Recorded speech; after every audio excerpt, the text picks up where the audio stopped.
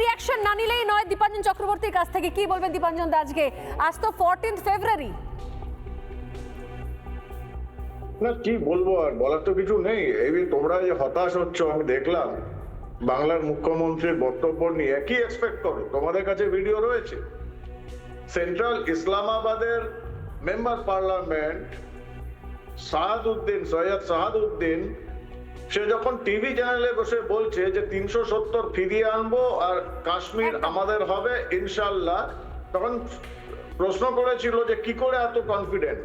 তখন বললো আমাদের তো অনেক এমপ্যাথাইজার রয়েছে, কোট আনকোট এমপ্যাথাইজার রয়েছে, এবং নাম বলেছিলেন বাংলার মুখ্যমন্ত্রী মমতা ব্যানার্জির নাম সবার আগে, পাকিস্তানে বসে। তো তার কাছ থেকে তুমি কি আশা করবে?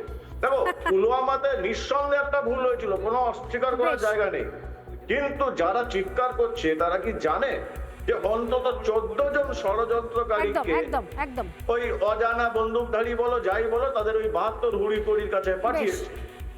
সেটা নিয়ে কথা হয় না। যখন 26/11 পর আমরা গভর্নমেন্টের উপর প্রেসার করেছিলাম, তখন শুধু গভর্নমেন্ট, যে তৎকালীন NDA UPA government, Manmohan Singh এর গভর্নমেন্ট শুধু ডসিয়ার পাঠিয়ে গেছে। আমরা কিন্তু উল্টো, এখন আমরা ঘরে ঢুকে মারব।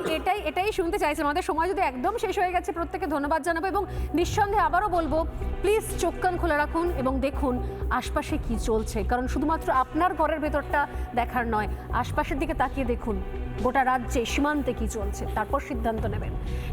নানা ধরনের কন্টেন্ট দেখার জন্য লাইক করুন, শেয়ার করুন আমাদের ফেসবুক পেজ, সাবস্ক্রাইব করুন আমাদের ইউটিউব চ্যানেল।